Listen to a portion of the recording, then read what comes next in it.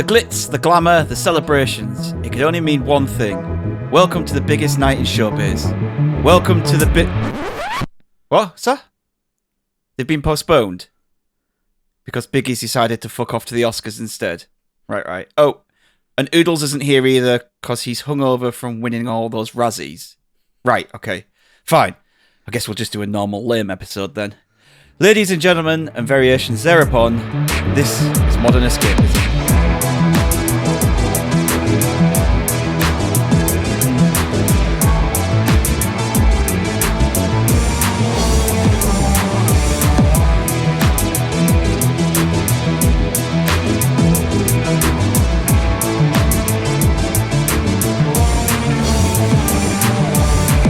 Hello everyone and welcome to another week of news, reviews and general bullshit. My name is Stig and I'll be steering the ship this week because as you've heard, Oodles and Biggie are not here. But We've both fear got not. the shifts. Yes. Because joining me is the Reverend Mother herself. It's Candy Machine. Oh, I can't do a good Bene Gesserit voice. Do it. Hello. And joining myself and Candy is the Paddy Shah Emperor Gadget, the 8th of Bit. No, I'm not doing a Vulcan. I can't do a Vulcan. I'll just embarrass myself. But yes, hello. And to fill in the gap, we have drafted in a special guest, a Fremen rebel fighter ready to take down the establishment if ever I saw one. From What the Fuck Do You Want, Filthy's Ring Stings, and Pure Dead Xbox, it's DeadbeatPunk. Up the Biggies! I think we're going to have to start calling you Mr. Podcast Worldwide now. The amount of podcasts starting you've to got spread on the myself go. out there, yeah. You're on more than plenty these days. Mm-hmm. It's disgusting to think about. And I don't even like talking that much. But you're so good at it. Oh, why, thank you.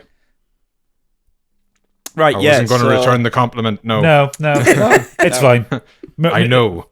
80% of the world can't understand a word I say anyway, so it's fine. What's that? Getting that, yeah. Book, Luke, Took. Hey, did you know that I live close to the coast? You're all English, you sound the same. Yeah, so we were going to do the Biggies, and then...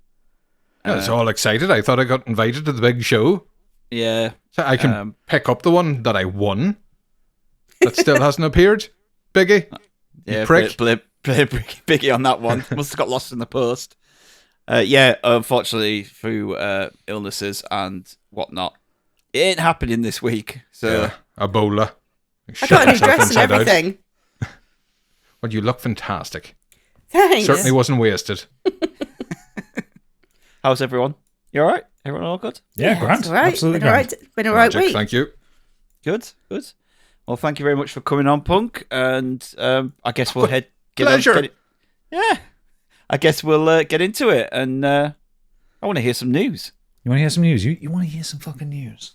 Get that news into me. You may already know, but he doesn't, because it's time for Biggie's Breaking News.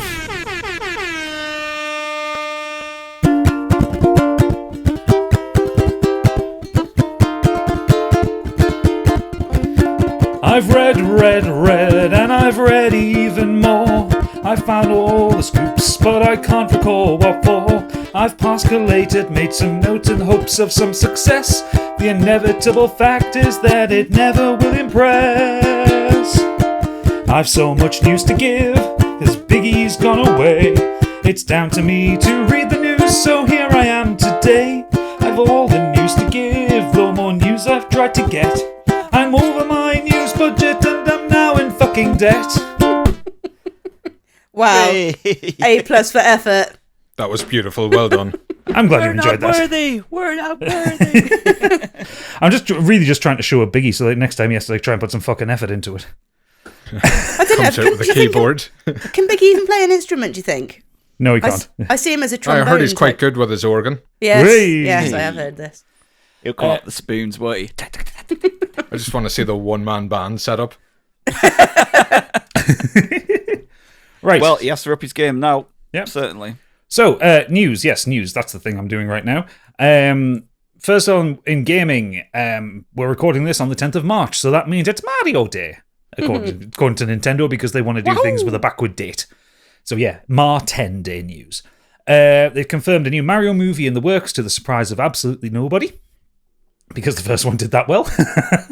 They've said, though, that they're going to take on a more hands-on approach with Illumination this time round, which is interesting. I think they might actually put a story into it rather than just a series of set pieces. I think that's what it is, because as much as I enjoyed that film, purely based on the way it looks and all the references, there ain't a story there. No, it's not one for the civilians. Like, I watched it with Pip and I got all the references and she was bored for it.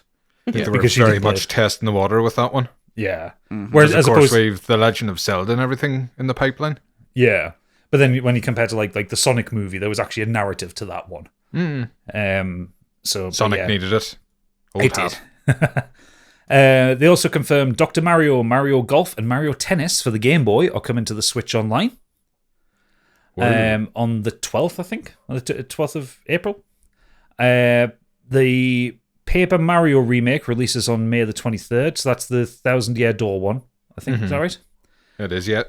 And Luigi's Mansion 2 HD releases on June the 27th. That one I'll play. I really like. I've only ever played Luigi's Mansion 3, and I really enjoyed it. And I've heard 2 is great. Yeah, 2 came out on the 3DS. It was good, but it was a handheld game. If we remember what those were like. No, handheld, never. I've got it on the 3DS, but I've never played it. I put it on there for Amelia, and I never got around to playing it. I did try after the third one, but it felt like a bit of a step backwards. Yeah, it would have been definitely more of a budget behind the third one. Mm-hmm.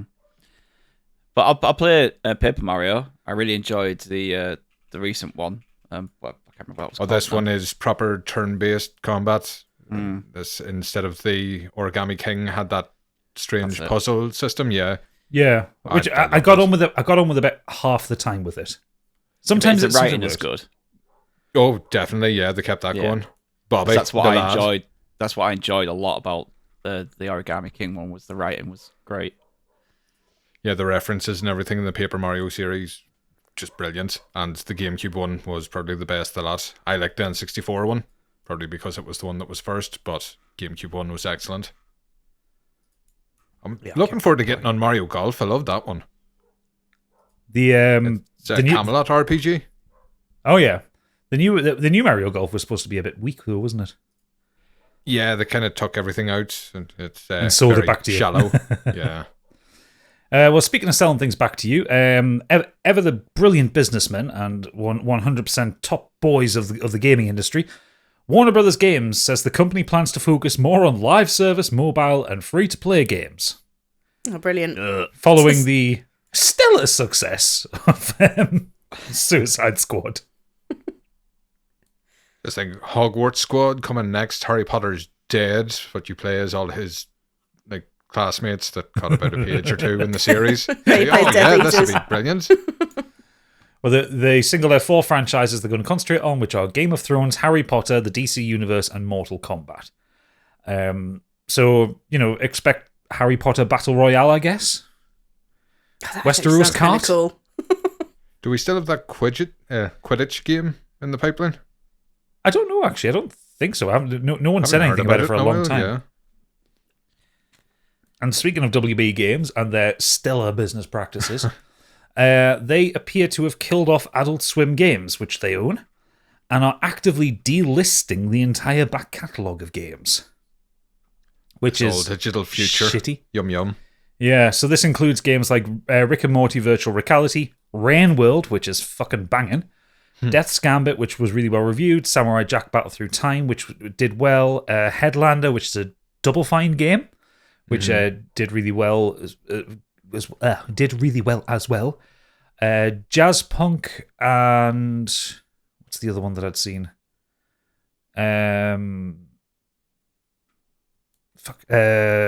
Westerado Double Barreled, which is a shooting game, like indie shooting game. Absolutely shitty. And the thing is, the devs found out when their Steam logins wouldn't work, when they couldn't do anything. Oh wow. Warner Brothers didn't tell them anything about it. It was no pre-warning or anything like that. And most of these games don't seem to have license issues. It's not like there's licensed music in them that they can't use anymore. I've seen a few developers on social media saying they've managed to get their rights back ahead of this. Yeah. But it seems like anybody trying to get the rights back now are running into problems. Yeah, and Warner Brothers' kind of official take on it is that they don't have the manpower or will to actually put someone behind moving the license over. Apparently, it's easy, really easy to do on Steam, but for anything that's multi-platform, so anything that's on the PlayStation and the Xbox, apparently that gets more complicated, and as a result, Warner Brothers don't want to commit any money to that. So, you know, top blokes over there, top blokes, like really, really nice, consumer-friendly people. This just sounds like hard work. No? This is not what we're about at all. Well, they're Warner Brothers, parent company of Rooster Teeth, aren't they? Yeah. Who were also closed down this week, causing a few hundred job losses, but also kind of the loss of some legendary series. Like the one that always stuck out to me was Red versus Blue. That was like a really super early internet thing for me. Yeah. And like the first time I'd seen like a web series, or like it was the creator of the machinima style of making videos within games. I mean, there's still some of those episodes I find so funny, and I'll go back and rewatch, even though they look janky as fuck because they're 20 years old. It was the same with Flash animation. It was the bare bones. It's like indie podcasting was the easiest way into animation. Yeah. Because Warner Brothers Discovery owned Rooster Teeth, they owned the rights to everything, so everything's getting closed down. So all that talent is not going to be able to work on the stuff that they love to work on. They're all going to have to do something new, which again sucks. And again, them being told last minute about it. Like, I think about half the people at Rooster Teeth found out when the company announced it publicly rather than being told internally. Which is fucking awful. I don't know what's going on with Warner Brothers this last couple of years, but I seem to be making a terrible decision after terrible decision. I think Zaslav is trying to destroy the company from the inside.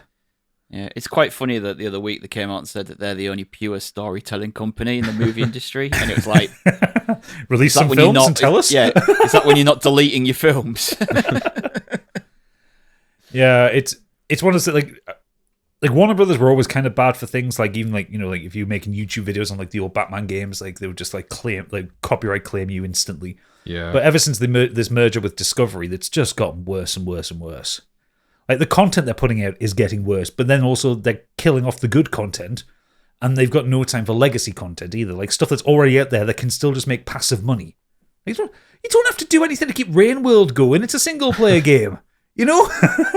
But even things like they were trying to remove shows from streaming services. What was it, late last year?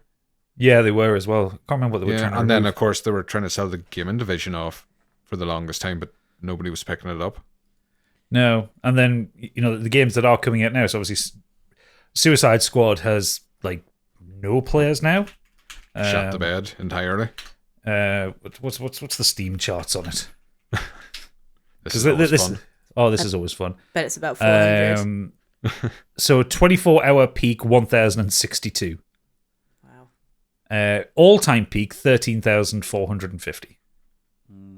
I know it was marketed heavily towards the consoles, but even then, that's, for a AAA live service game, that's shite. You really should get a segment going and it's like, play your cards right, but for Steam numbers. That's a good idea. The next game, is it higher or lower? Start with Helldivers. Everything's lower than that at the minute. Moving on, though, and one that I know that will tickle Punk's taint here.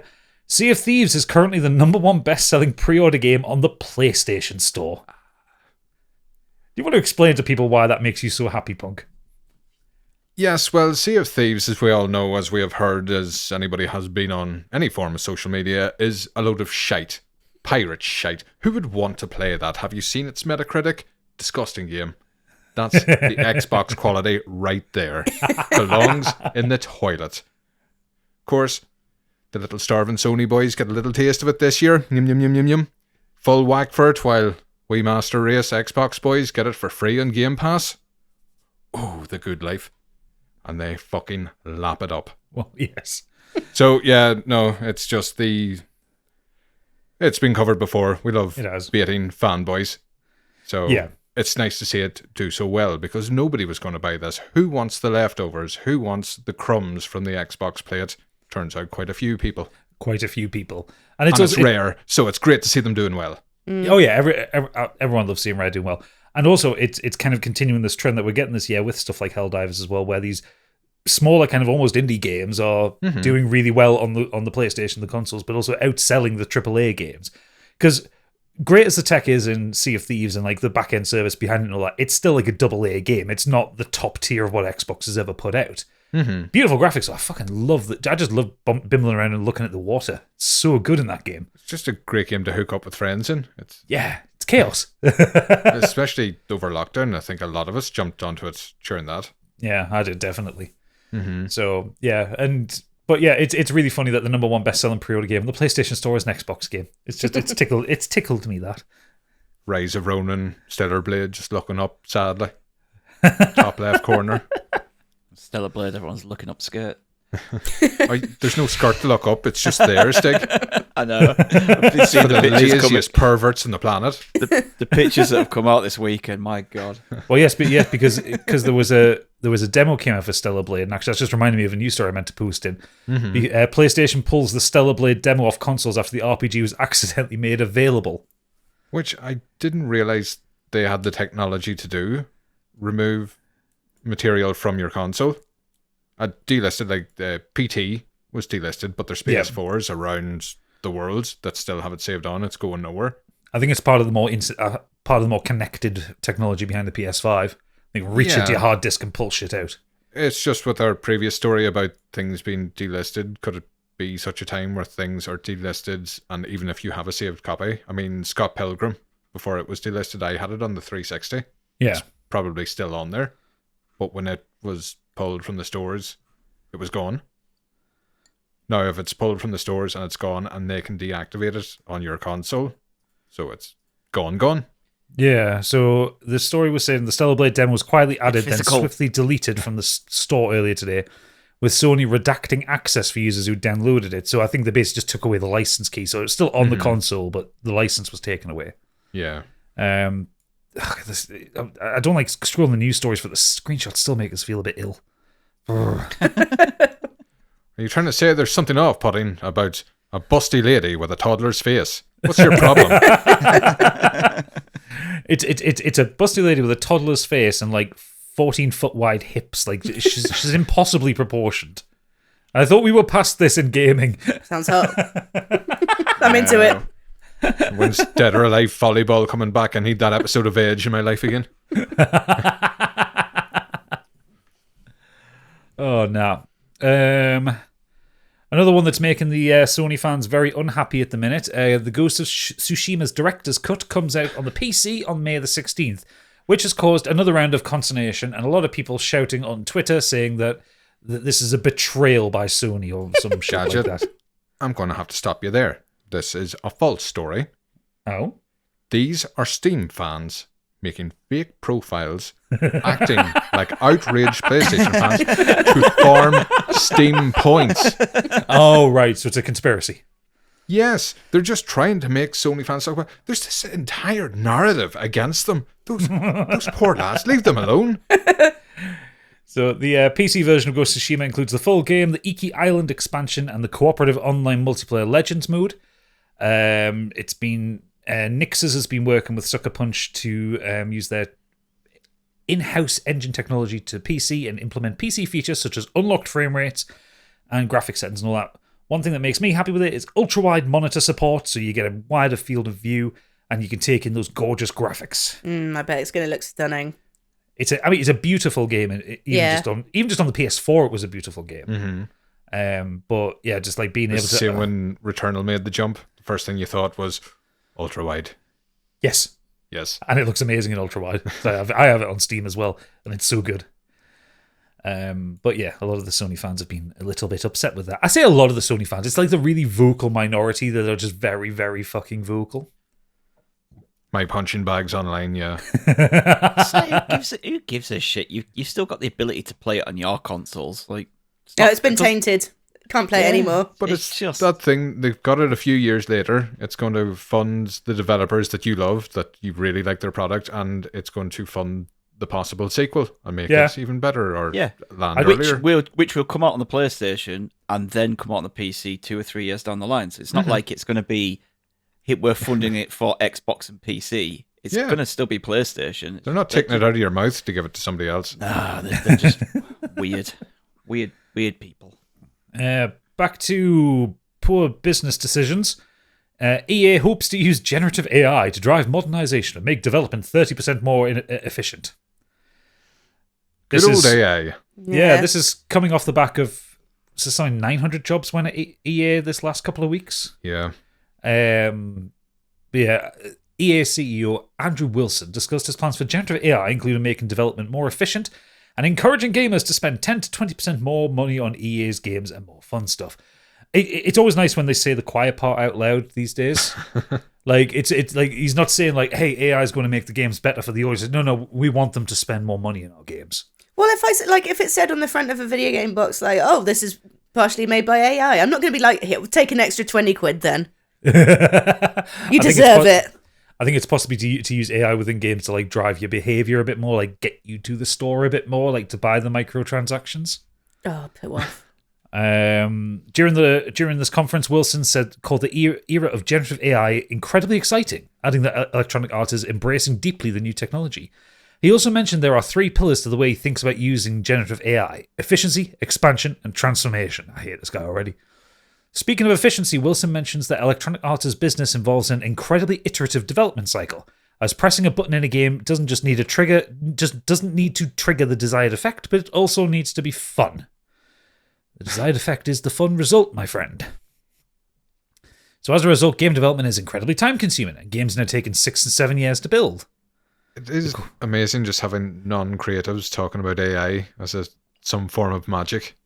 Oh yeah, my work have been doing that. Like I constantly get emails at work going, "Hey, join our generative AI conference." I'm like, "No, you're just going to be saying a load of buzzwords. Like you don't understand." These are the type of people that will like talk to the coding team and like the developers and go, "Well, why can't you just make this section in AI and let it do that?" That's what's in their head. They think that someone could just do this, do that, do that, do this, and AI will make that section of the game for them. Those people that say, "Why don't you just make a Fortnite? Make a Fortnite and then we get some of that Fortnite money." It's just not as easy as that. Press the Fortnite button. This is a slight departure, but still on AI. There's a really kind of high up tattoo convention that happens in the States every year, and one of the artists was offering like a lessons to artists on how to use AI to further their career, and he's been absolutely ripped. Like surely, like the point of tattooing is the creative side of it, not to use AI to come up with Somebody came designs into you for for you. a consultation and you just typed whatever they wanted into Bing. Maybe I Okay, should well, just... that's it. There's your tattoo. Yeah, That's it's I'm here's your still going custom to charge design. you what I normally do. Yeah. I mean, you could go in if you're a customer. You could go in with some AI images and say something like this, but I'd like you to develop on it and Exactly. do it. That's Like, that's completely because different.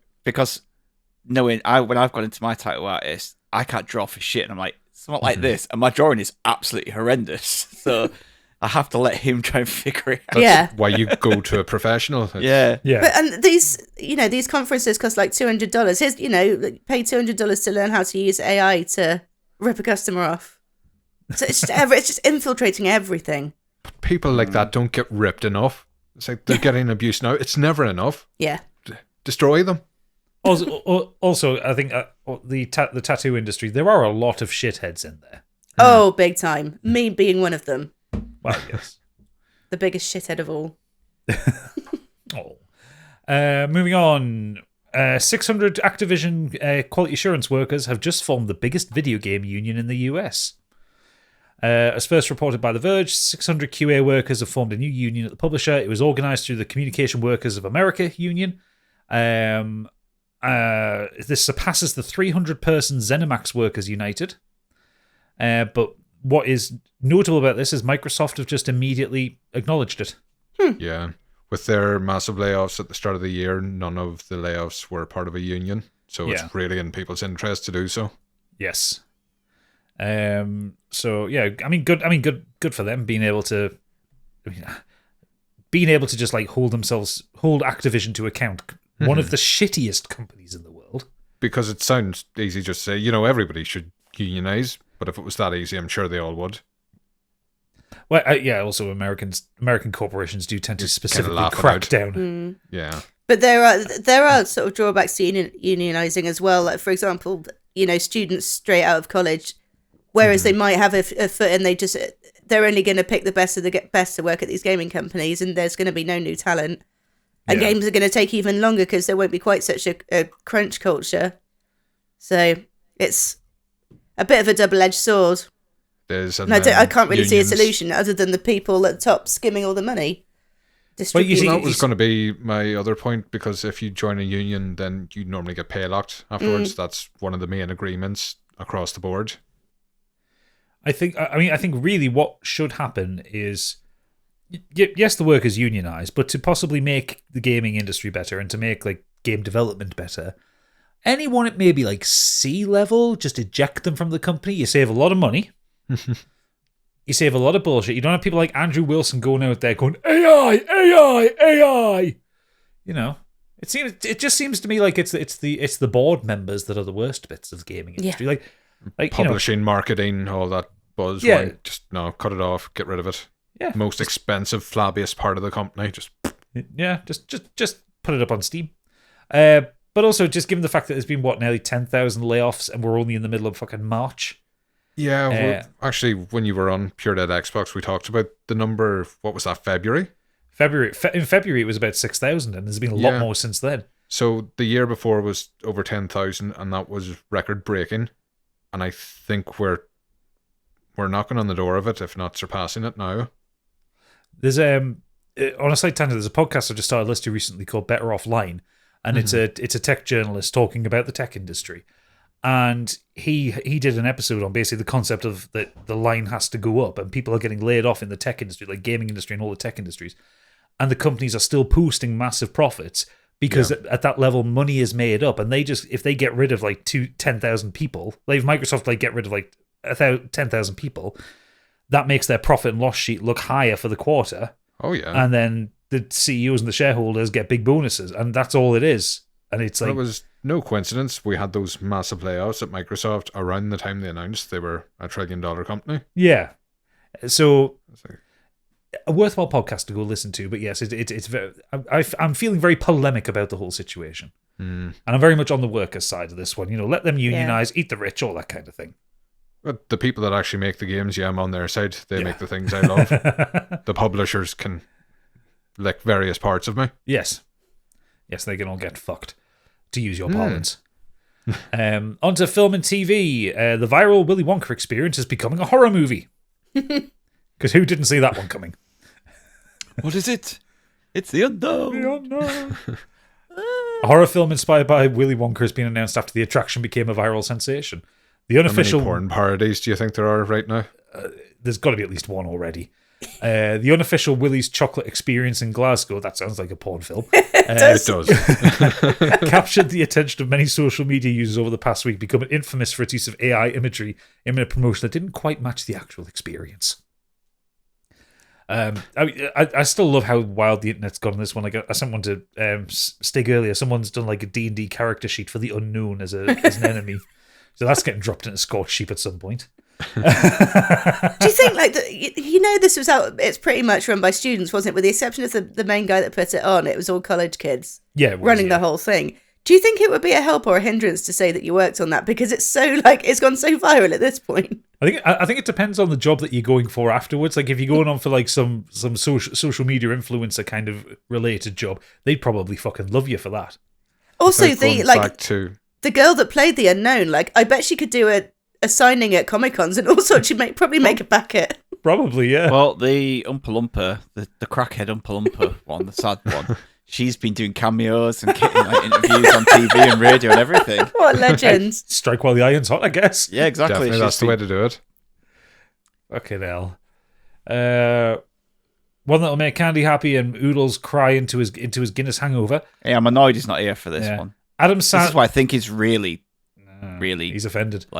Yeah. Adam Sandler's Netflix hits make him Hollywood's best paid actor, says Forbes. See, it's the kind eyes. Sandler's success on Netflix, appearing in and producing 3 films for the streamer in 2023, contributed to his $73 million earnings that year.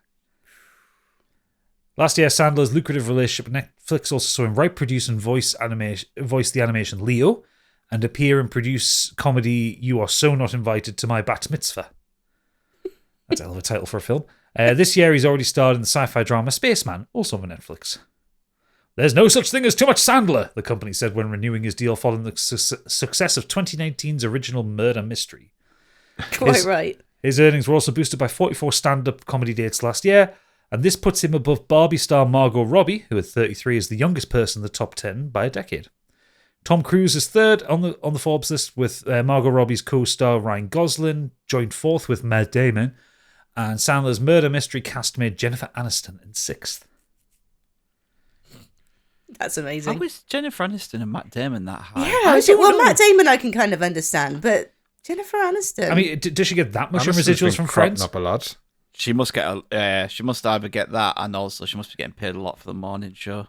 Oh yeah, I suppose. Yeah, I constantly forget it. And she's done another movie recently with Owen Wilson, which I keep seeing advertised and looks utter shite.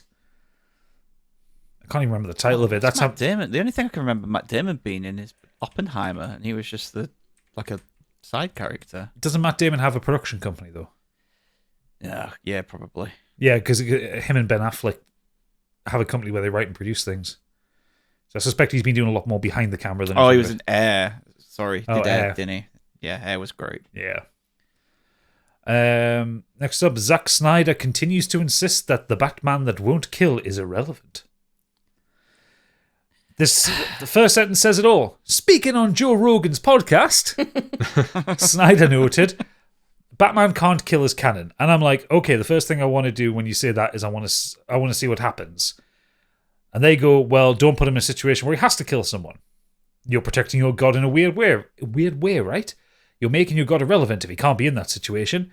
He now has to deal with that. If he does do that, what does that mean? Snyder continued.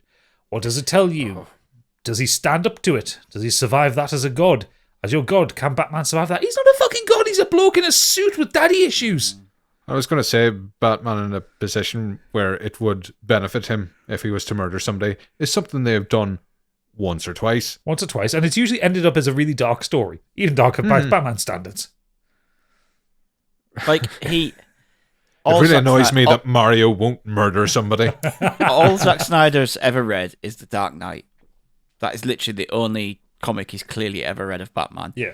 And once again, he does, like, as I've said before, he never knew how to handle Superman, doesn't know how to handle Batman, and this is evidence. And you go online and you see people trying to defend him. And one of the best ones was where someone posted a snippet from a comic where Batman does kill. And the actual artist and writer said, this is taken out of context because this is a dream sequence which I wrote and drew. And like, this is like a nightmare for Batman. Yeah. Like, this isn't even Batman. This is a dream sequence where he's having a nightmare. And the other time Batman killed is he handed himself in. Like, because he committed a crime. Yeah. Now, Keaton's Batman has killed. Let's not beat around the bush. In Batman Returns, he literally straps a bomb to someone, kicks him down a manhole, and they blow up off screen. but he kills a man. But Snyder's Batman, right? Didn't Snyder's Batman shoot a load of people? Because he's running around with a fucking rifle. Rubber bullets. There's one situation where Batman is driven to kill in Batman vs Superman, and that's Superman. When he has Superman down, he's about to strike until Martha's mentioned. Then he changed his mind. That's the only situation he's put in where he's at conflict. The other time when he kills people, he just goes on a fucking rampage. That is not a situation.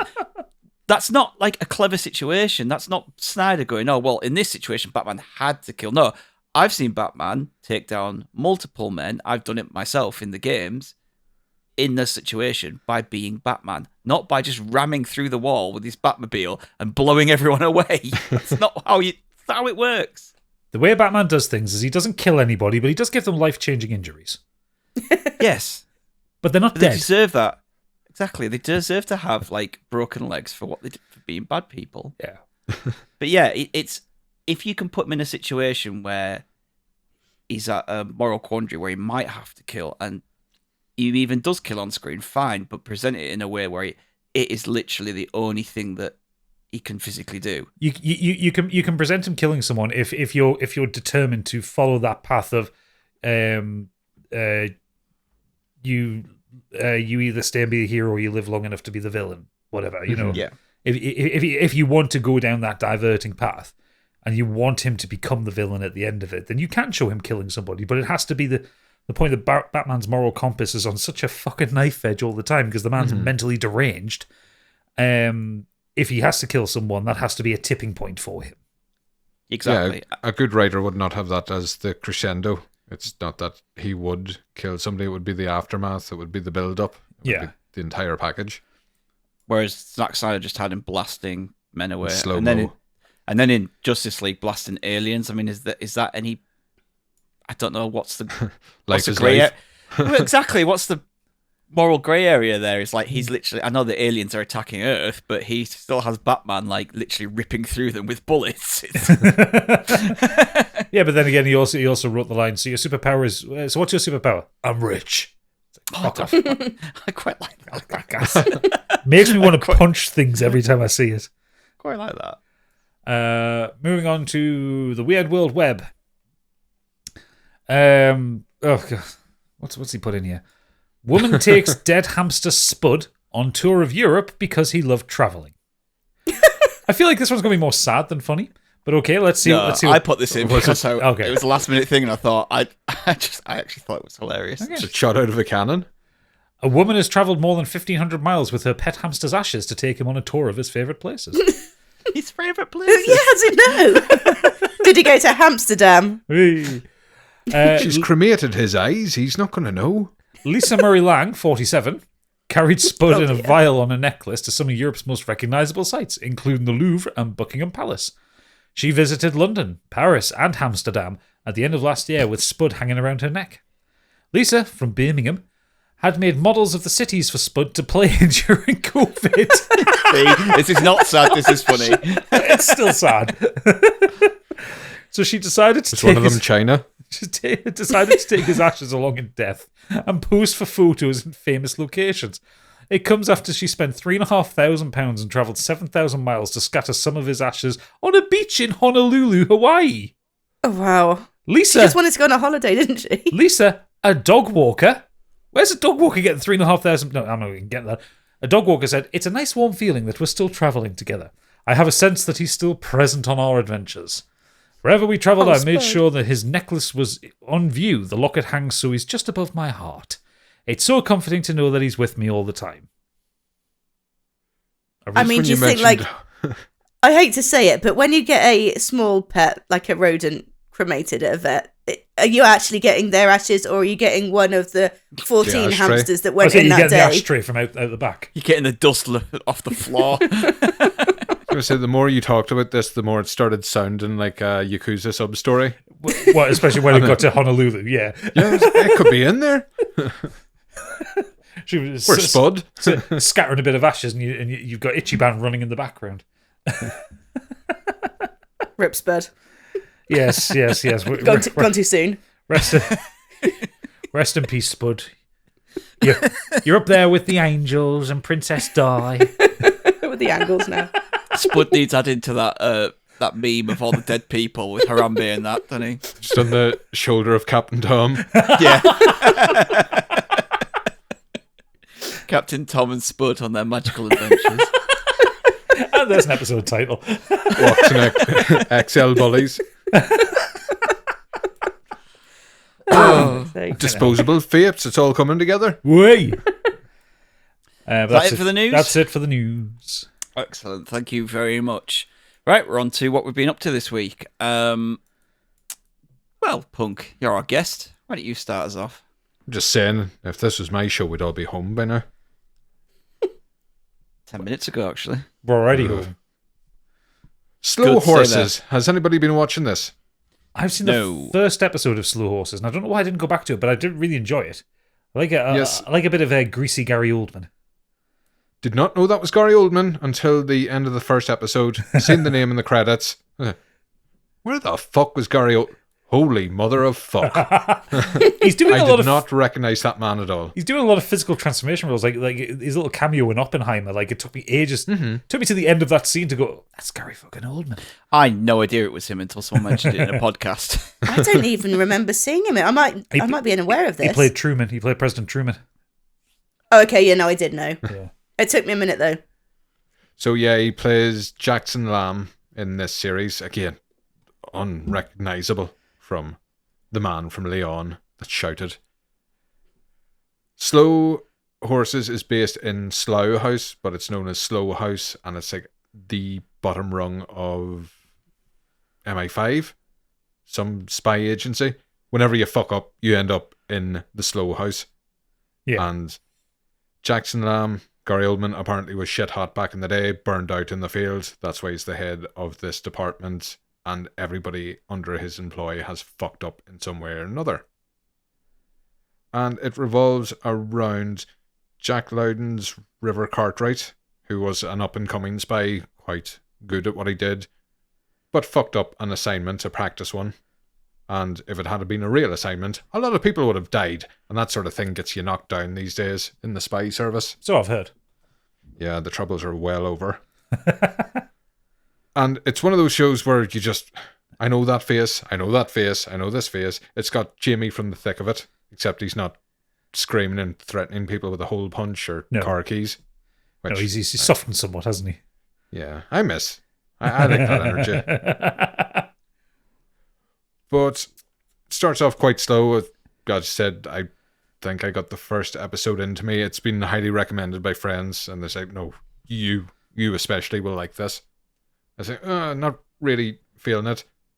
First episode is introductions. Second episode, stakes start to raise.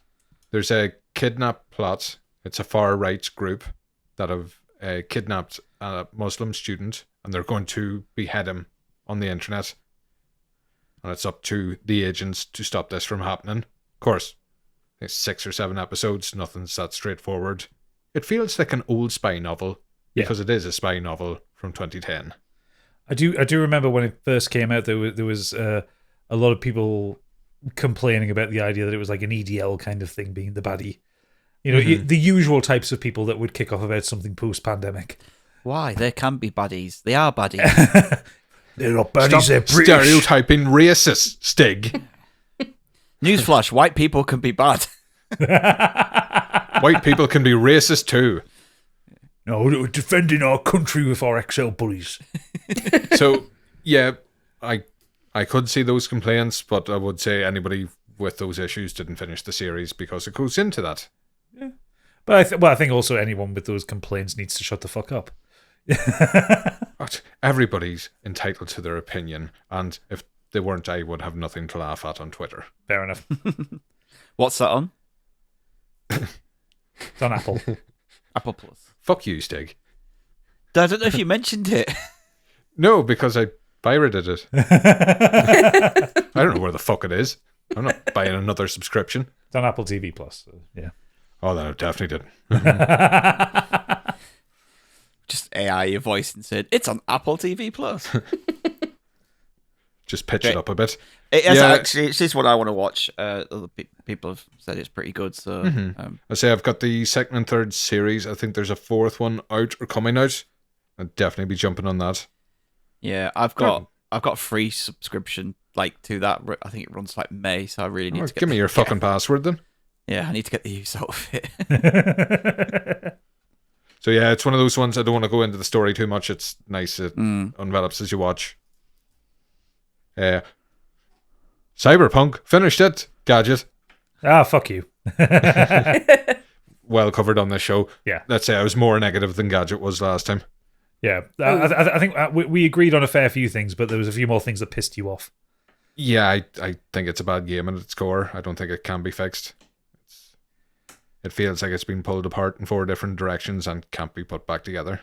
I think that probably was the case, kind of, because it was in development for 8 years, but I think it was only in active development for the last 2 years of that. It's fucking Fallout 4 without the shed building. Get out of my sight. See, excuse me. I just cannot figure out whether I want to carry on and redo this game. Too many other stuff. I'm glad I seen it through to the end, just to say that I had, because it's one of those ones, if you hadn't, your opinion would have been moot. Yeah. I think am I the only one left on this podcast not to finish it? Yeah. Hmm. I think Behind Biggie. Maybe I should do just so I could talk about it on the podcast because It does need some coverage. talked about it enough. Clearly, I was going to start off in a rant, Yeah. but I said no, it's not worth the bit. Another one wanted to mention. I don't know if any of you are as big into Star Wars presently, but I have been watching The Bad Batch, the animated series. I've not watched any of that. The only live action thing I haven't watched yet is Ahsoka. I still need to watch that, but I haven't watched any animated stuff. I think Star Wars is my Marvel. I've managed to keep on top of it, so I'm still enjoying it. Whereas other people just look at it and go, "Where the fuck do you start with all this?" So I didn't enjoy the new movies, and every single series just seems to be full time filling in plot holes for those. Some of the TV's been good though, like the Andor. I thought was great. Oh, fantastic! But then again, if it wasn't attached to Star Wars, it still would have been a great show. Yeah. I mean, so the best Star Wars content tends to be something that's not connected with much of Star Wars. Does seem to be a bit of a theme, yeah. Yeah. This one, without, again, I hate to do spoilers, there's a theme among them all, and I think they're all just working together, because there's bits of it in like the Obi-Wan show, Mandalorian, this, and they're trying to fix like the major plot holes in the movies. I have heard this. Yeah, and like they are straining at the bit just to fucking cover up the cracks in the wall. Yeah, I saw it. It just basically it came up on a TikTok. It just said they were talking about the Bad Batch, and they said they really enjoyed this. This is the second season, right? This is the third. The second one finished up. Yeah. So they said they enjoyed them, and they said the latest one just seems to be trying to fill in gaps regarding the latest trilogy and Palpatine. And if anybody's watched like the last Mandalorian series, especially, there's connections with what happened at the end there. There seems to be an overarching thing that leads to the new villain. But for anybody that hasn't seen it, the Bad Batch are a bunch of clones, those lads from the prequels that fought with the Jedis until they didn't. They are the Bad Batch because they malfunctioned. So when the Order 66 came out, they basically ignored it. It did not affect them. And because of this... What does 66 mean again? Don't know. Which one's that? Pints? I believe so. So they are put out. The Jedi don't trust them, of course. If they ever came across any, they wouldn't. Clones. Murderers. But they're not part of the Empire, and the clones are starting to be phased out in this series, and it kind of shows the crossover between Clone Trooper and Stormtrooper and how they were treated and cast aside. So... It's an interesting concept. They're just trying to find their way in the galaxy as a bunch of mercenaries, but they adopt a clone. Similar to Boba Fett. Boba Fett's one that it doesn't age quickly. Right. Whereas the clone soldiers, they're like 30 years old when they should be 3. Yeah. Yeah, war. So they're trying to look after this kid that is technically older than them. Very interesting. Very good. Love a bit of Star Wars. If they're clones, do they all look the same? Well, they're all played by the same voice actor. He just puts different voices on, but it's a beard. They blame the Jedis for all their differences. So the Jedis give them like free will and the ability to express themselves. So tattoos, hairstyles, all this stuff they shouldn't have. This fucking nonsense. Do they all look like Jango Fett? Yeah. Oh, okay. At least there's consistency there. But the guy that voices them has because you have Wrecker, who's like a foot taller and broader than the rest of them, so there's differences build-wise. You have Crosshair, the skinny sniper, and he gives them all different voices, so it's the 3 punks recognize talent when they see it. The thing is, if he's playing 4 characters, I hope he gets paid 4 times. You would hope so, but it's Disney. Yeah, he's probably not paid He at all. gets paid half then. And probably should mention I've been jumping on with Ian at Cult Connections to cover them on a fortnightly basis. So everybody should listen there. More detail. That's another podcast he's on. It's another podcast. Telling you. Yeah.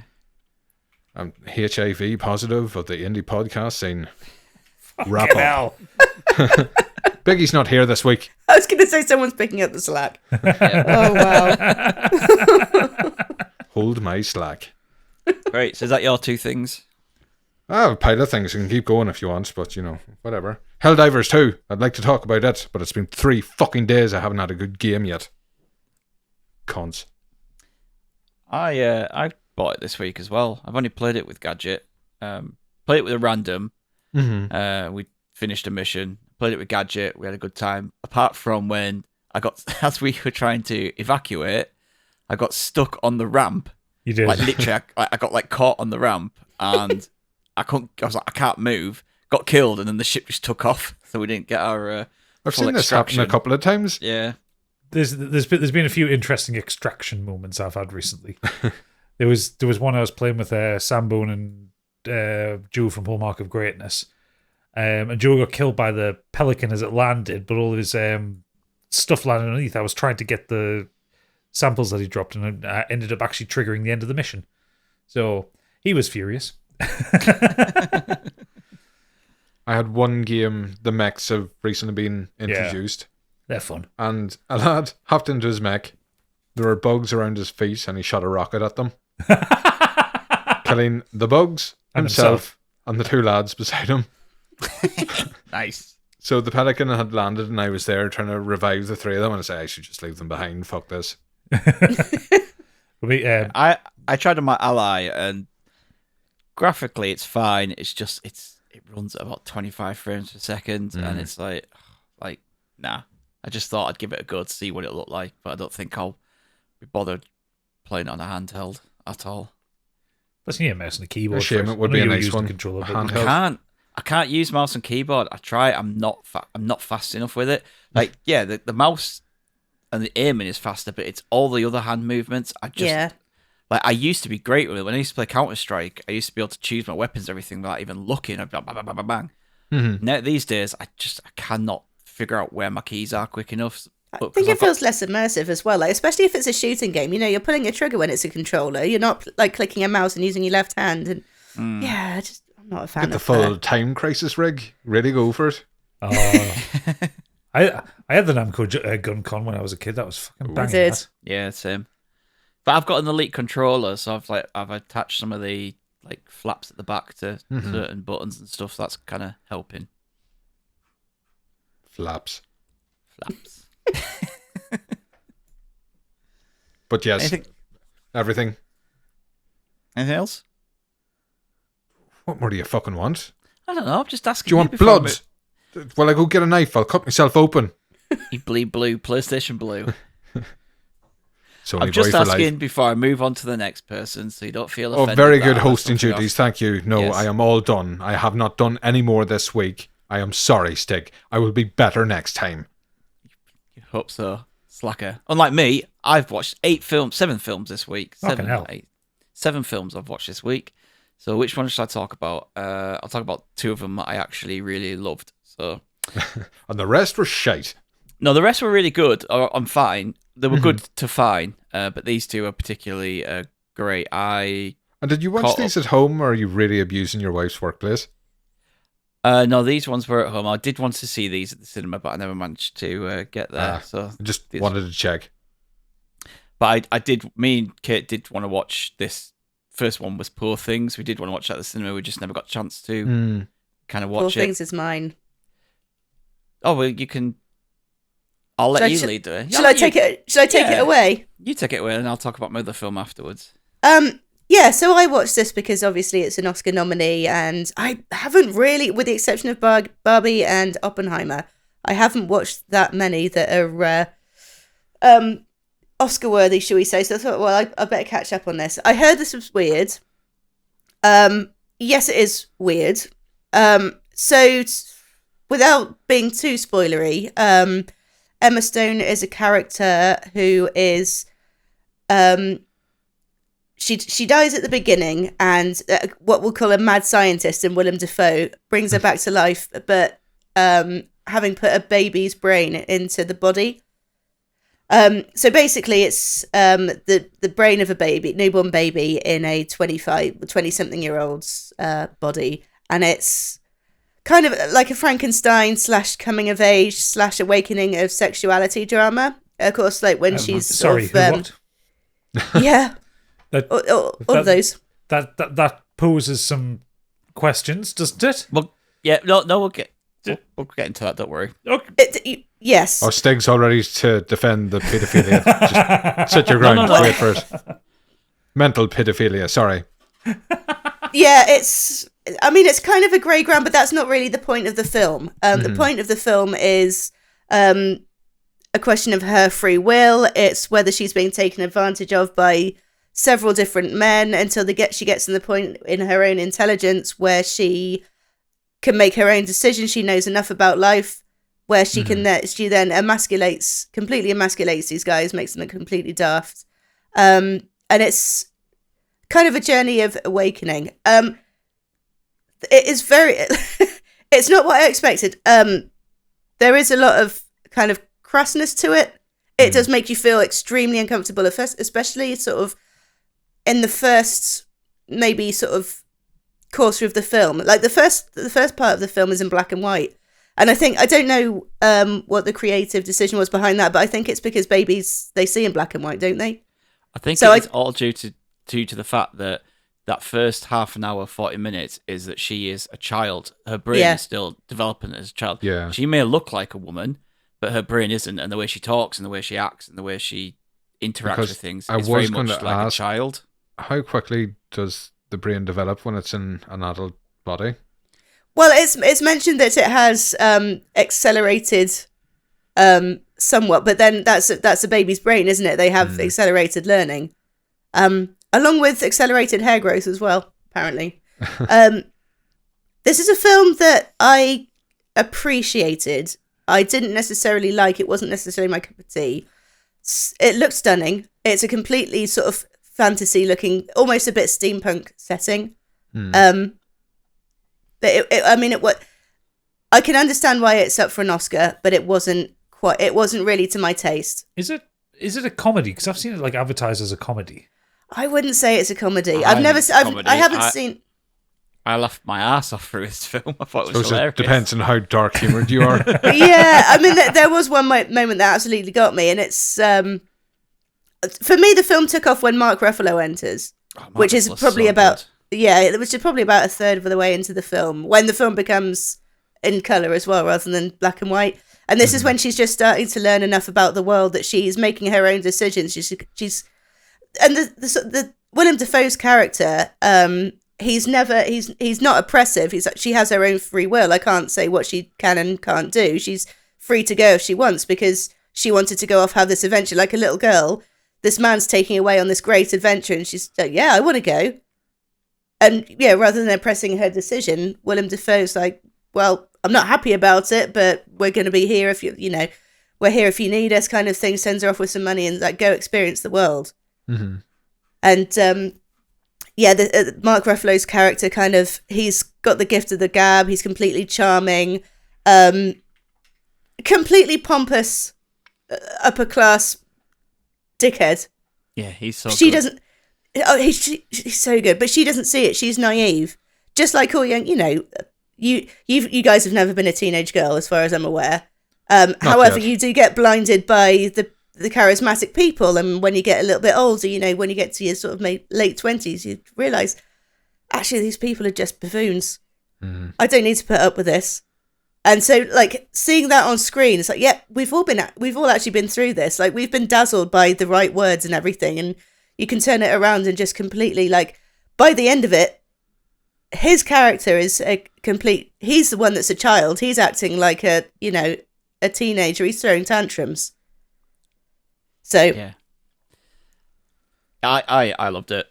I thought it was brilliant. I don't get on with all of Yorgos Lanthimos' films. I didn't like The Lobster at all. I did like The Favourite, but this I thought Emma Stone was fantastic. I love the character of Bella Baxter. So that first 40 minutes or so in black and white is very much a child in a woman's body and them kind of studying her. And yes, it does feel very problematic, especially when one of the guys who's studying her falls in love with her, and it's like a bit like, mate, I know she looks like Emma Stone, but her mental capacity in her brain, it's a child. Then she obviously has this awakening, she starts to grow up, she starts to find her own sexuality, and that's when it turns into colour, and that's when she's a woman at that point. It's very accelerated.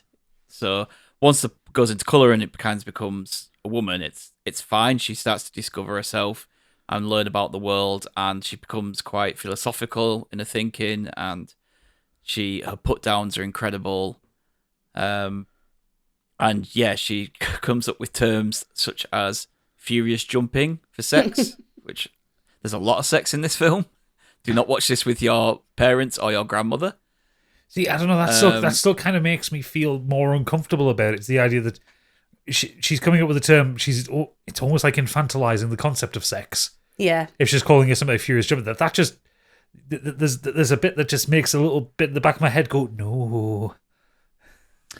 I don't know. I just found it really funny. I thought it looked beautiful. Aesthetically, it's amazing. The sets are great. The music is great. She's really funny. Yeah, I'm sure it is funny, but you say it's just that seems off to me. It's just that picture you're building in your head. I think I'm somewhere similar. Yeah, but the whole film is off like that. No one talks properly in this film. Like, it's set in this kind of Victorian era, but everything is lavish and there's like flying machines and shit. Like, it's not real. The way people talk and the way people act in this film aren't real. No, I completely get that, and I've seen like enough like trailers and clips of it to understand. I know it's got that kind of steampunk fantasy aesthetic to it, and I get that it's offbeat and weird and all that. But I don't know. Maybe I haven't seen the film, but just that description of what the subject matter is and how it gets there feels a bit much for me, I think. That's what it made me feel. It made me feel uncomfortable. That's enough to turn me off the film, I think. That anime thing of the 3,000-year-old goddess in the body of a 10-year-old. It's just that, but reversed. I thought it was great. I mean, fair enough. Not impinging on your enjoyment of it. It's just the description does not help it for me. Working on myself to get happiness is a great way to say masturbation. Yeah, all I'm saying. Well, I mean, the film never it never looks down on her for her sexual kind of adventures as well. Like it never forces her to apologize for anything. Well, it's an interesting idea encapsulating like sexual growth into the space of a movie. Anyway, it's a very short window for a lot of development, a lot of different feelings. But it's probably just a hard one to describe. As a Gadget must be in the same boat when you're picturing something in your head. Yeah. That's creepy as fuck. It does. There's off. some moments, especially in the beginning of the film, that were like repulsive to watch as well. Mm-hmm. Not in a sexual way, but just some like really she has badly kind shot. She also does have a bit of a cruel streak, like kids do to begin with, and she hadn't learnt the social norms and politeness, and just hard to. She's just got no inhibitions. Just doesn't know what the difference between right and wrong. Like kids don't. Oh no. I mean, but it's hard. It's hard to watch. Yeah, it's hard to watch when it's an adult doing it. Yeah. Must be quite the disconnect seeing childlike behaviour in a full-grown adult. Yeah, that's also Disney something that's Plus, weird, isn't it? Oh, I don't know. I watched it on Amazon. I think I've seen it advertised. I must keep an eye out. No, it's on Disney Plus. Oh yes, that one I subscribe to. Yeah. You can watch a Bad Batch. It's a Searchlight film, so Disney on them, so it's on there. Well, I will talk about the other film that I watched this week that I absolutely loved then, which has been snubbed by the Oscars. Snubbed by the BAFTAs, which is absolutely fucking ridiculous. All of Us Strangers. This is a film by director Andrew Hay. It stars Andrew Scott, Paul Mescal, Jamie Bell, and Claire Foy. And Poor Things was my second favourite film of the year. Then a few days later, I watched this. And this is one of the best films I've seen in the last several years. I fucking loved it. So the story is of this writer who, I forget his name, I'm sorry. Adam.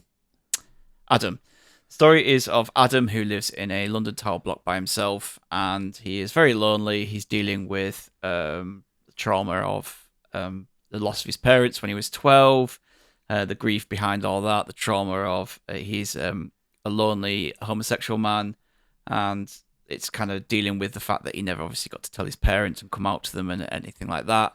And he is one night he's visited by one of his neighbours, Harry, who is also gay. And he comes to the door with whiskey and he says, "Fancy a drink? You've seen you watching me before. Like, could do with a drink. Do you fancy having a drink?" And Adam rebuffs him. Cut to a few days later, and he decides to go to where he grew up. And while he's there, he sees his parents, who played by Jamie Bell and Claire Foy, but as the age of they were when they died. Right. So he is his age, they are their age, and he goes back to his childhood home, and he starts to kind of live with them and speak with them and have conversations with them, but not in a way that he's transported back into a 12-year-old boy. He is who he is now, and he starts to tell his mother about, and he comes out to his mother, and his mother, obviously, she died when he was a lot younger, so her attitude towards gay people back then is probably very different than it would have been as she got older. So he's kind of dealing with all that inside of his head, and with all this, he ends up actually deciding to meet up with Harry, and he forms a relationship with him. So him and Harry have a relationship. This film fucking broke me big time. It's absolutely beautiful, heart-wrenching. The themes, the script, the performances, the music, the cinematography, everything about it is perfect. Andrew Scott, I cannot understand how, even the BAFTAs, right? I can maybe understand the Oscars maybe kind of ignoring this, but as it's a British film with Irish actors, I would have thought that the BAFTAs might have at least picked up on it. They seem to have ignored it. He is fucking incredible in this. It is the best thing I've ever seen him in. Paul Mescal is also great in it, and the whole cast is, to be honest. Andrew Scott's a goddamn treasure. Like, I fucking love him. Honestly, this is the best thing I've ever seen him do. Like, well, if the worst thing I've ever seen him do is be campus fucking Sherlock, he's doing something really good. Yeah.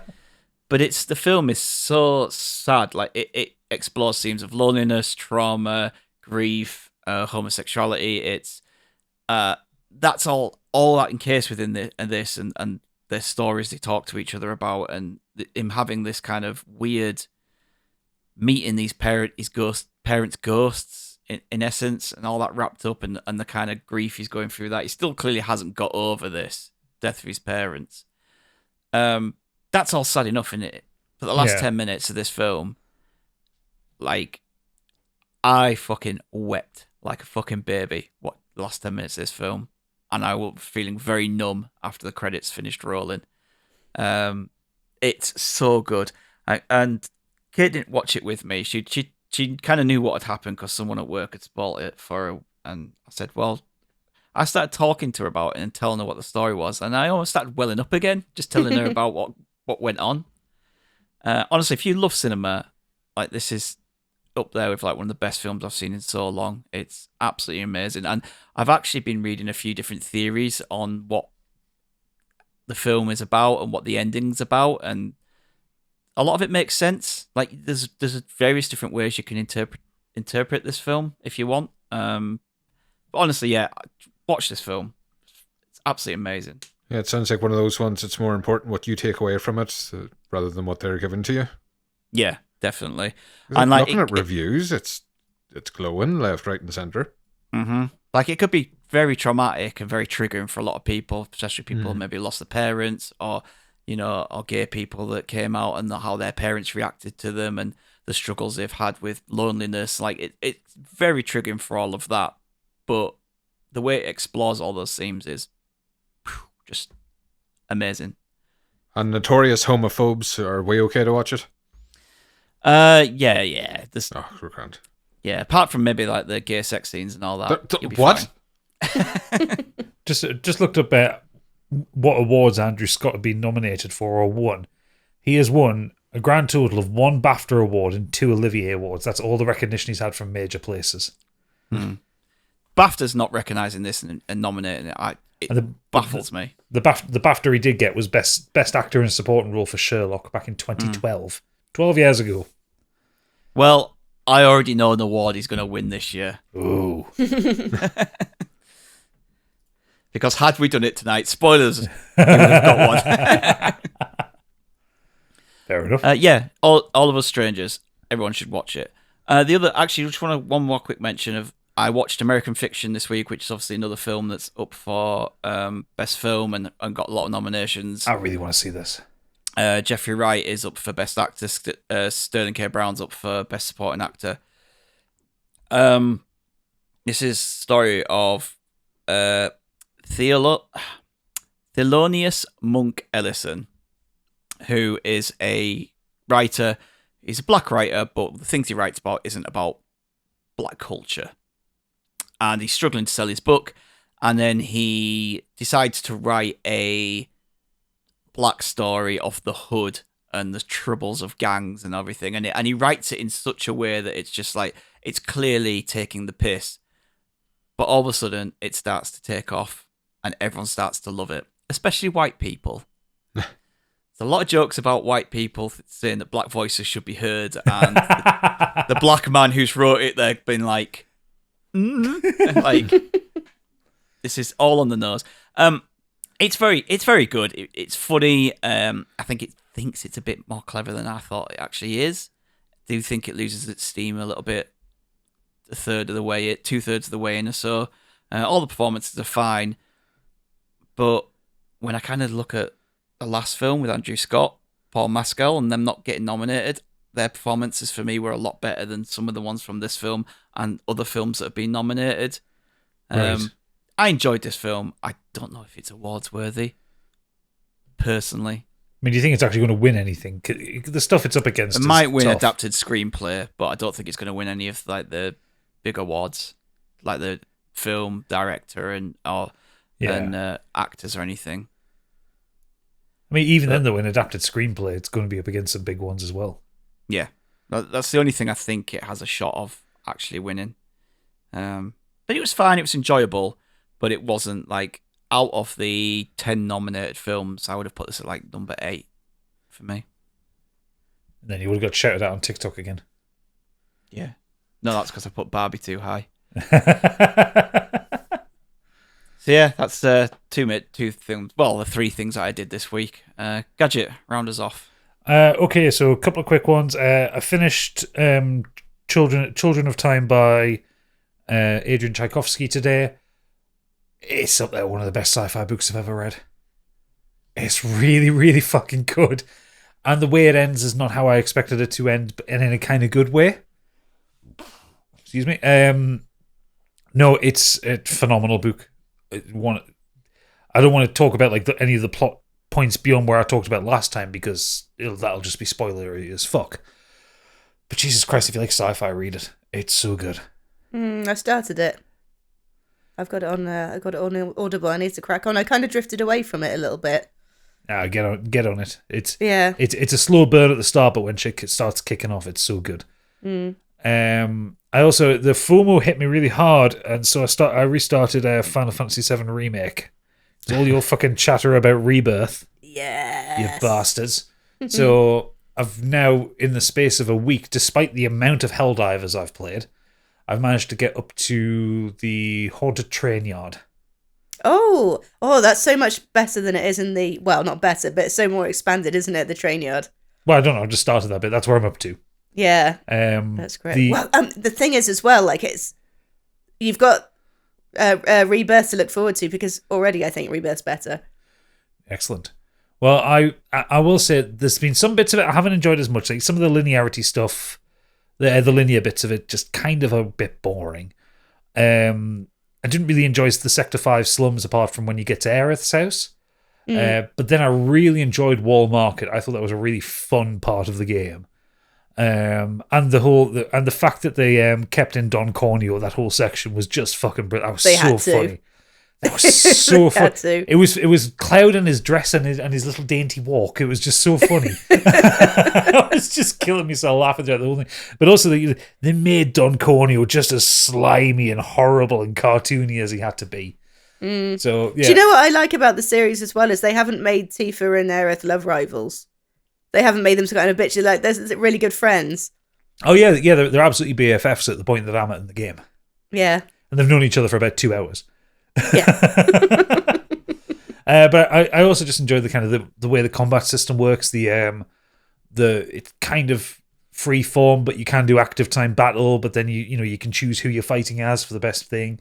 Yeah, no, I really enjoy it. I'm glad I've gone back into it. So I'm going to finish that and get the intermission DLC done as well. Yeah. But the main thing I'm going to talk about is because there was the news that they were going to make a TV series about this come out a couple of weeks ago. So now that I've finished Children of Time, I decided to go back into this, the palate cleanser, before I do the second Children of Time book.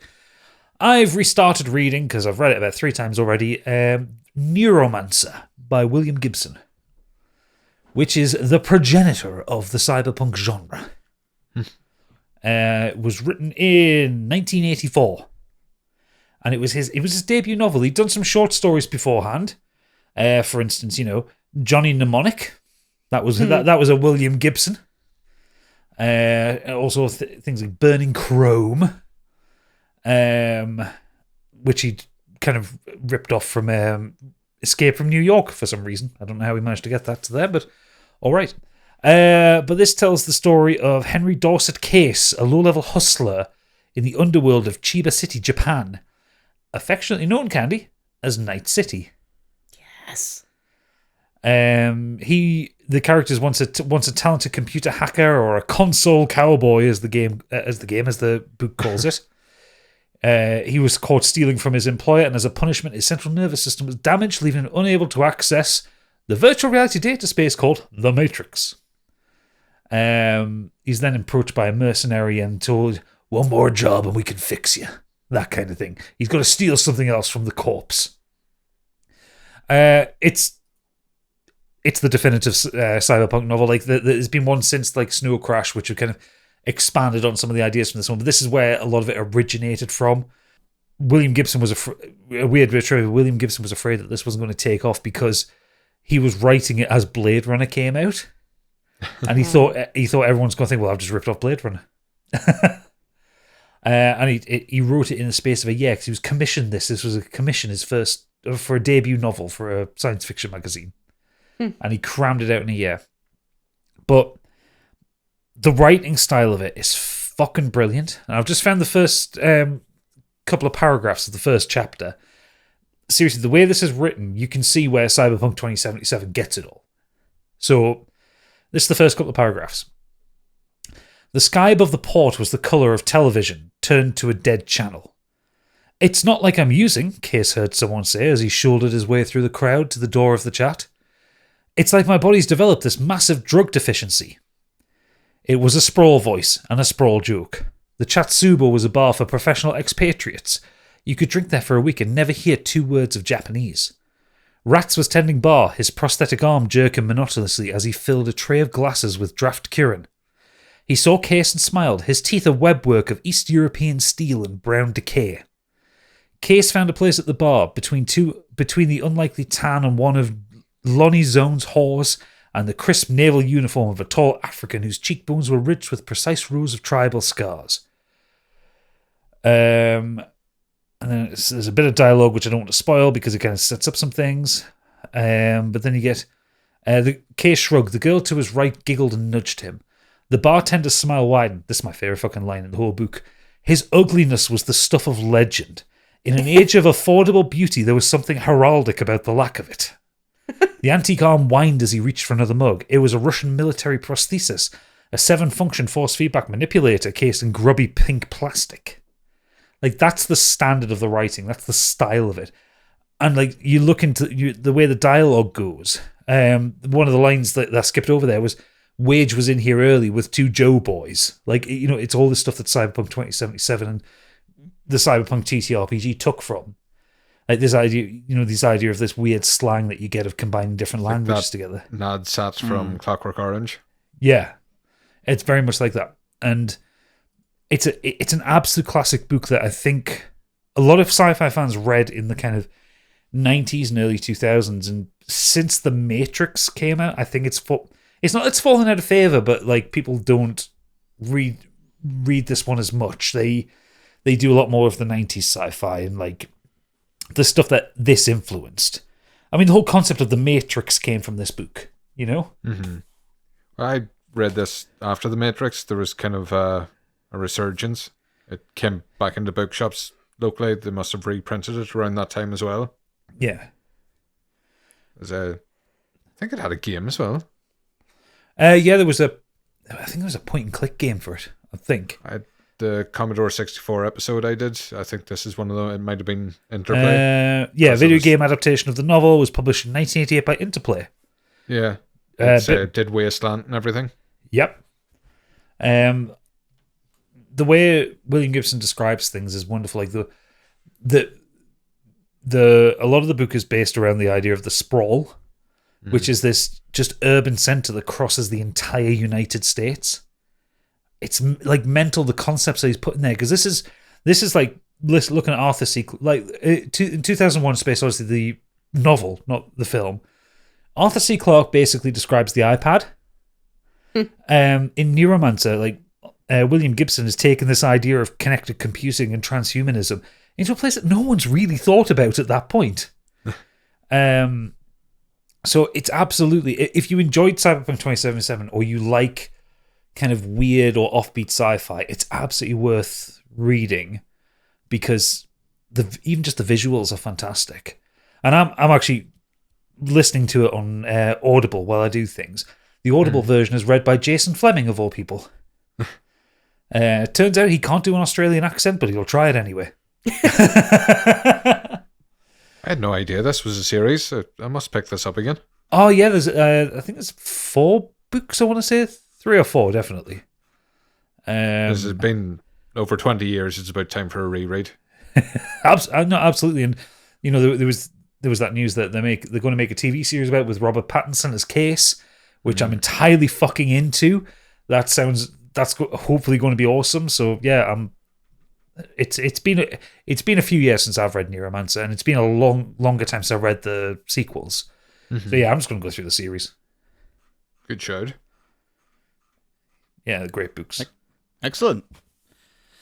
So that's us all for the week. Yes. Done. As ever. Well, we have feedback. We do have feedback. You're right. Yeah, you're forgetting the format.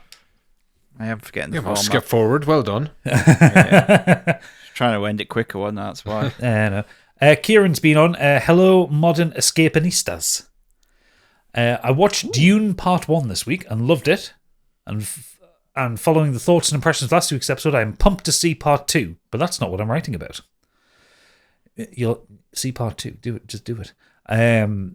He says, I have officially upgraded my nerd status by having my first game of Warhammer 40,000 this weekend. And I have to say, it was brilliant. If you love rules, tape measures, and occasionally having to roll upwards of 20 dice at once, this might be the game for you. My mighty Ultramarines managed to destroy the Black Templars in a mere span of 4 hours and 6 beers. We'll ignore the fact that playing a game with armies twice the size of what we fielded should take, quote, up to 2 hours, but fuck off while learning. I can't help but draw comparisons to Dungeons & Dragons, as 40k is a tabletop game that's heavily based on dice rolls and rules. Quote, shout out to Gadget, as a brilliant DM, book him to DM your D&D games. Yes, please do. I need the money. So if you're into that side of D&D, then maybe you'll be into 40k. I also have extreme FOMO for Final Fantasy VII Rebirth, especially after Oodles' impression of it last week, so I'm replaying Final Fantasy VII Remake on my Steam Deck and having a lovely old time. Yeah, don't worry about Rebirth. Load of shite. Until it comes to Xbox, then it's best game ever. Oh, of course, you know how it works. I know how it works. I haven't played 40k in years. Like I last played it when I was a teenager. I would caution the comparison to D&D only simply because you don't really role play it. It's a war game. Like there isn't the role play aspect to it. It's just the battle aspect to it. So, but if all you play D&D for is the combat, then yeah, go for it. Lovely figurines, though. Does he get to play with those? Yeah, he gets to play with the lovely figurines. He has to paint them himself as well. That's all part of the charm. I love that. Yeah, and to get charged a fortune for them. I don't know why people... Think about it later on. You've something to leave to your family and your will. Take my wave of orcs or mechanized whatever in 40k. I wonder if you just buy a 3D printer and just like pirate Warhammer. Would that I think they're work? quite hot on it because I've looked at that myself. Just make your own classes and families. And yeah, that's great. Thunder cunts. Yeah. Yeah. The fucking no weakness. Destroy everything. They've got 9,000 HP. 7 willies.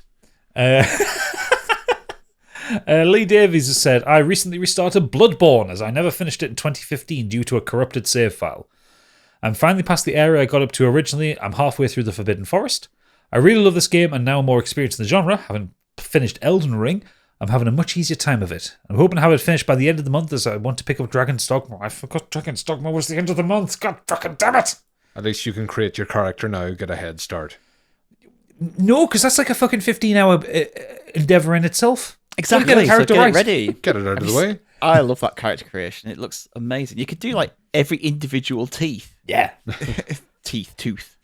It's great. Teeths. Teeths. But yes, Bloodborne's an excellent game. One of my favourites of all time. Never done the DLC. Really must No? boot it up again. The problem with booting it up now, though, is that it's locked at like under 30 frames a second. It's like, if you played Elden Ring, it's like, no, this ain't it. It's hard to play. It's a bit slideshowy in places. The fuck cares about frames? Grow up.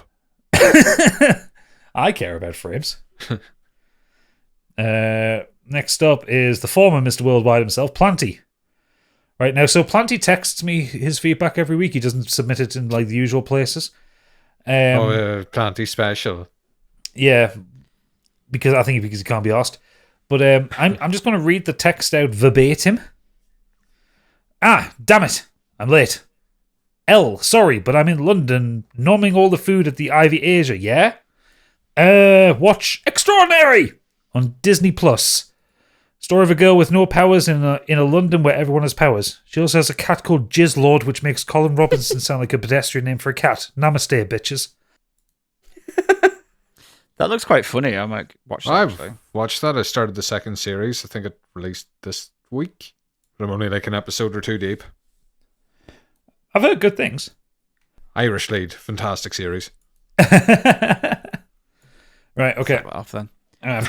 Take a drink for this one because this is a Xenos essay. Send it to me. I can kind of skim through it. Okay. Hope you're all okay and whatever has delayed the Biggies night isn't serious. I mean, it is Ebola. serious. He shot himself inside out. Puddles of oodles. It's worse. It's cancer Ebola. He's riddled with Ebola from the top to the bottom. Oh, the worst. Literally the bottom. But Rip started like a chainsaw. but The another week, colon's not going back up. It'll just have to come out. it gives me another week to prepare my nominations, so that's welcome nevertheless. So for this week's feedback, I've been playing more Elden Ring, and the new thing I have for this week is The Last Epoch.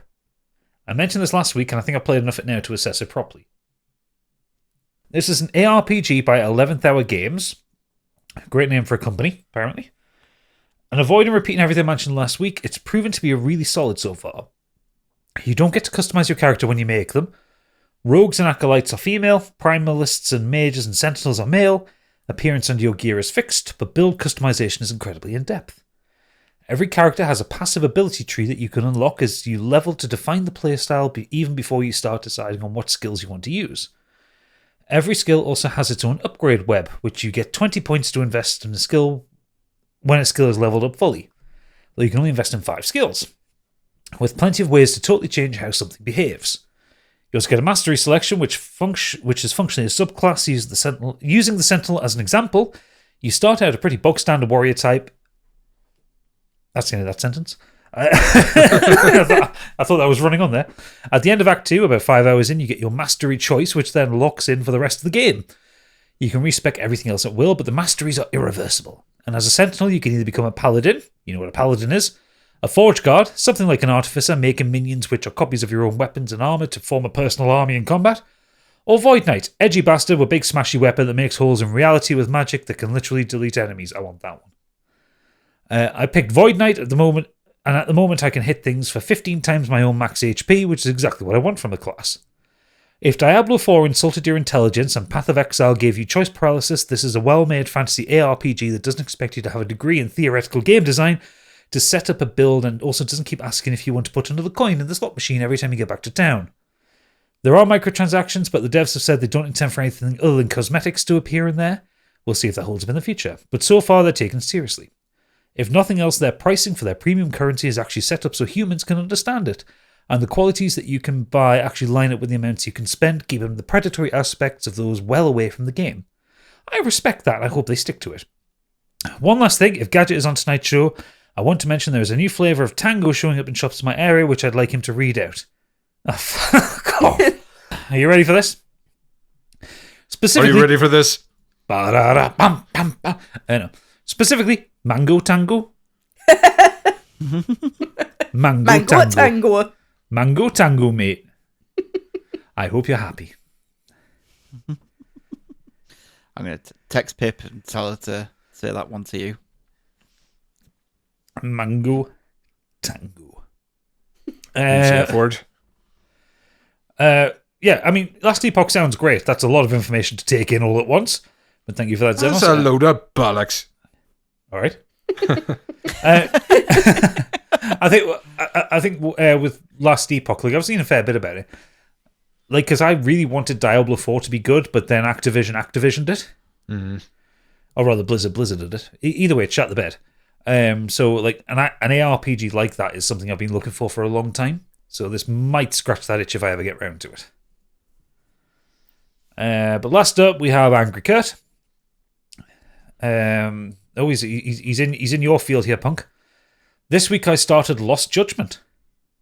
Of the 3 Yakuza games I've played in Zero, Like a Dragon, and Judgment, Judgment was my favourite of the 3, and maybe controversially, I preferred Yagami to Kiryu.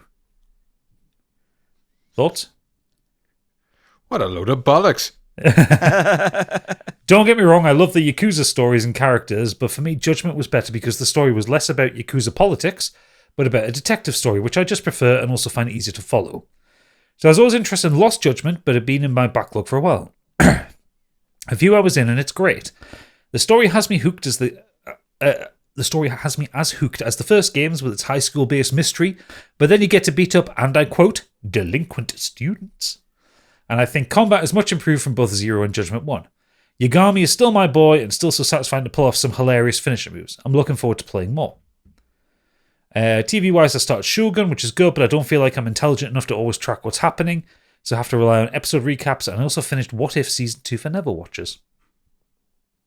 Still haven't watched that. I didn't get on with the Judgment games. I think it was because of Yagami.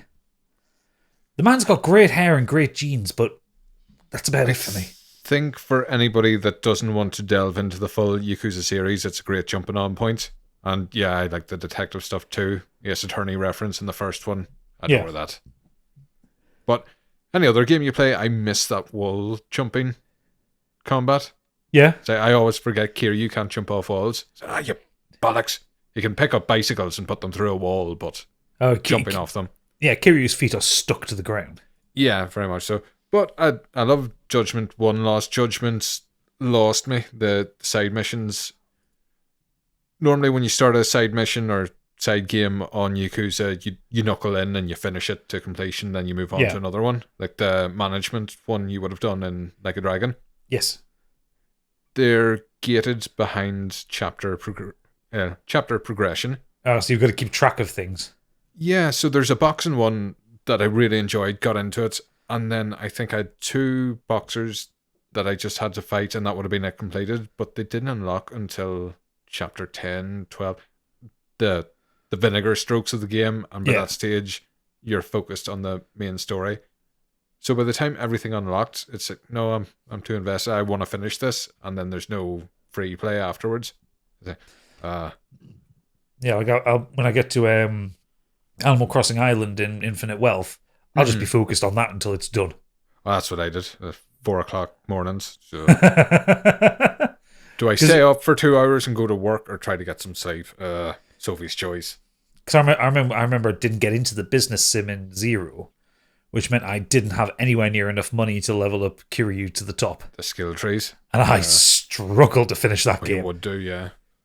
I managed it, but it nearly snapped a few controllers. So, but yeah, I'm happy for you, Kurt, that you're enjoying Lost Judgment. Yeah, definitely. If a game clicks with you, hold on to it. Infinite Wealth is excellent, though. That's definitely a good place to go. RPG of the year. Is that everything? That is everything. Great. What did he say now? All of our check our show notes, all that crap. Yeah, well, all that. Yeah. Head to modernescapism.co.uk Nobody for looks at the everything that we website. do. Yeah.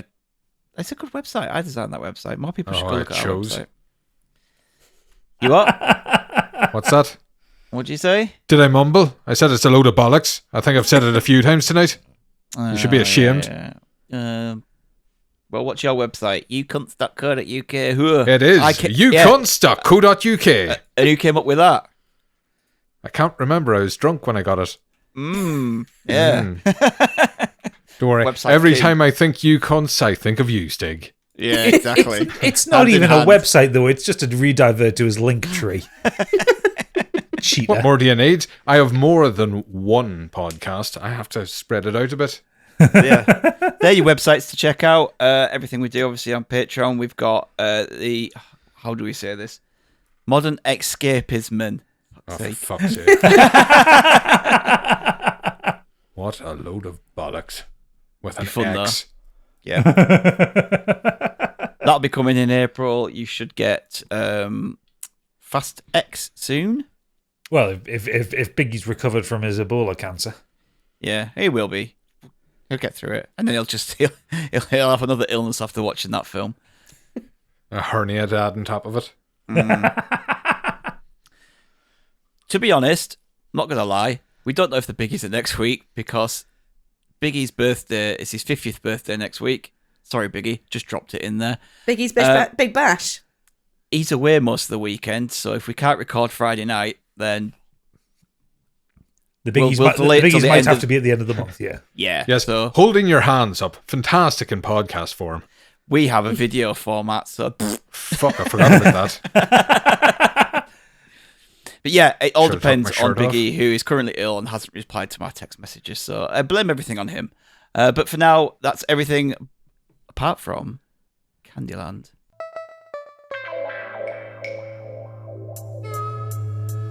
And now, what's up in Candyland?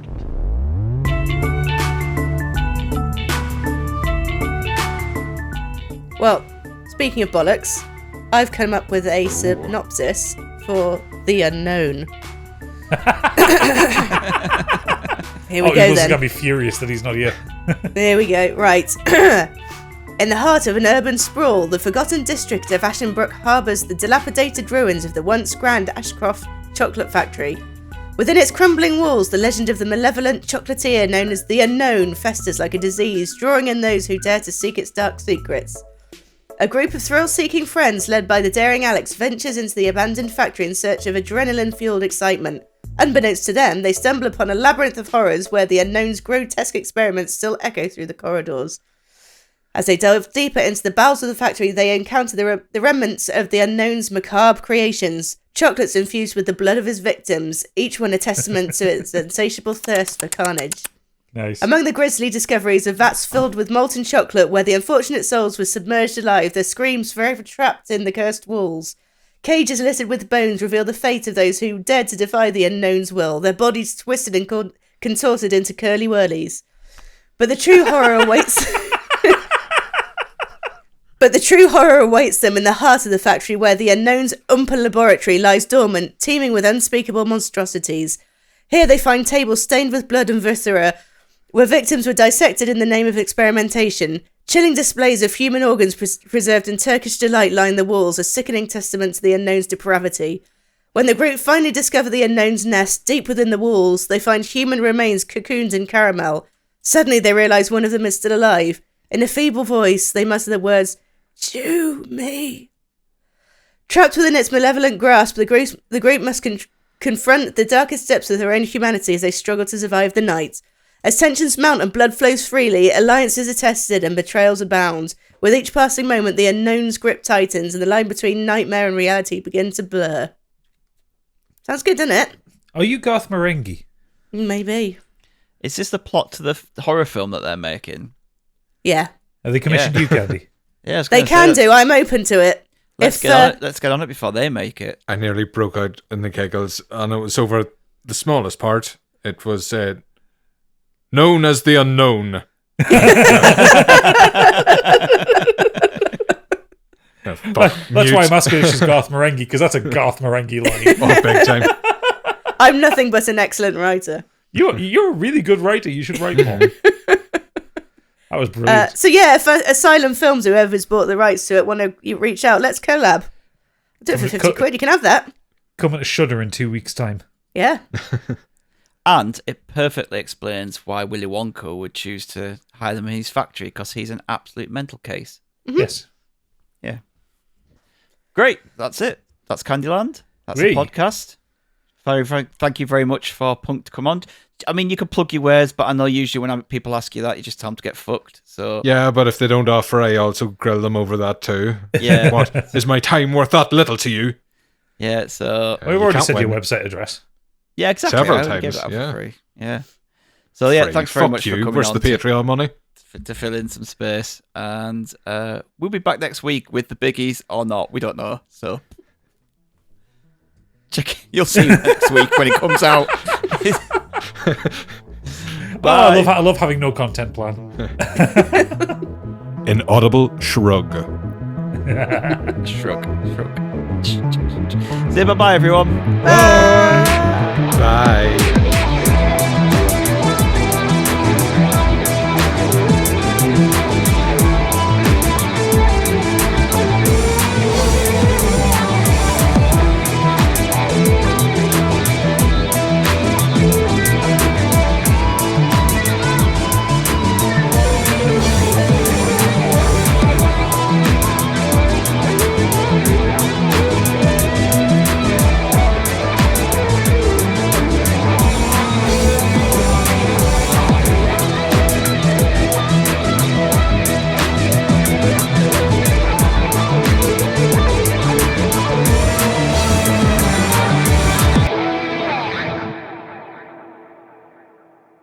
I want to hear you squeal. We'll say that again, but slower. For you, Miss Machine, anytime.